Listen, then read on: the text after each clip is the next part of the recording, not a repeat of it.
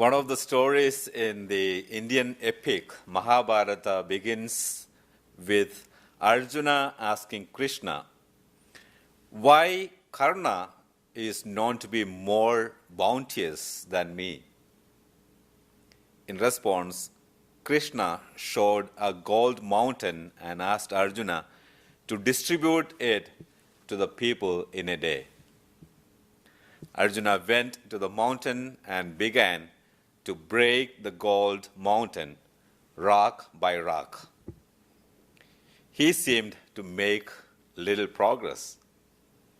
So the same task was assigned to Karna.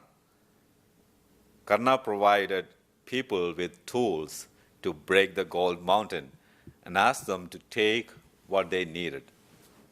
In a few hours, the entire mountain had vanished. As the time for Jesus' ascension and the descent of the Holy Spirit draws near, Jesus realizes that it is time for him to move on. So he prepares his disciples to envision the road ahead without his physical presence, but with the power of the Holy Spirit. As Karna provided tools for the people to break the gold mountain, Jesus promises to empower them with the indwelling of the Holy Spirit. I was trying to grasp the meaning of what Jesus meant when he said, "It is to your advantage that I go away." An advantage greater than Jesus? Think about that for a second. I wished that Jesus, after he rose from the dead, could stick around and walk among us so that we could take advantage of his healing touch, meet him face to face, and ask questions we always wanted to ask. Why couldn't Jesus simply remain with us and at the same time send the Holy Spirit? Well, the event of Pentecost solves this puzzle. The Holy Spirit is sent to complete God's work in us.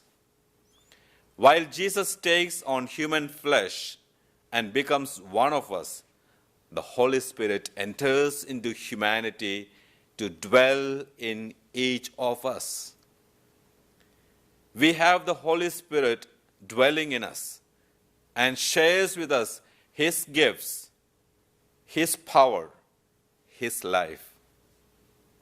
That is definitely to our advantage. No longer are we children of the darkness and sin. The Holy Spirit has transformed us as children of God.